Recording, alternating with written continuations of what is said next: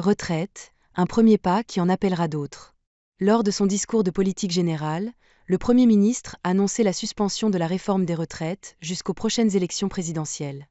Cela signifie que les générations nées en 1964 et en 1965 pourraient partir quelques mois plus tôt que prévu, à 62 ans et 9 mois et avec 170 trimestres de cotisation. Nos organisations saluent cette première avancée après de longs mois de mobilisation dans l'unité, et alors que les gouvernements successifs cherchaient à refermer le dossier en continuant à mener leur politique hostile au monde du travail. C'est à mettre à l'actif de la mobilisation des millions de Françaises et de Français qui, depuis 2023, par des voies multiples et sans jamais renoncer, ont exprimé leur rejet de cette injustice et de cette atteinte à la démocratie sociale. Des centaines de milliers de travailleuses et de travailleurs pourraient en bénéficier. Les modalités techniques de mise en œuvre de cette suspension doivent encore être précisées tout comme elles doivent être adoptées par le Parlement. Pour nos organisations syndicales, la suspension ne peut qu'être un préalable à l'abandon de la réforme in fine. Le budget présenté par le gouvernement fait encore porter l'essentiel des efforts sur le monde du travail.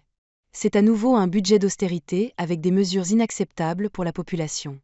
Nos organisations continuent d'alerter sur la profondeur de la colère sociale. Avec l'abandon du 49-3, l'adoption de l'ensemble de ces mesures va reposer sur les parlementaires.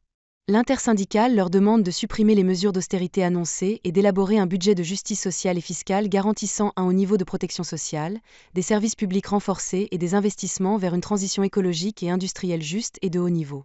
Nos organisations appellent les travailleuses et travailleurs et leurs syndicats à maintenir la pression et leurs revendications par des actions dans les entreprises, les services et administrations, par différentes initiatives, organisations de réunions d'information, assemblées générales du personnel. Elles conviennent d'ores et déjà de se revoir très rapidement.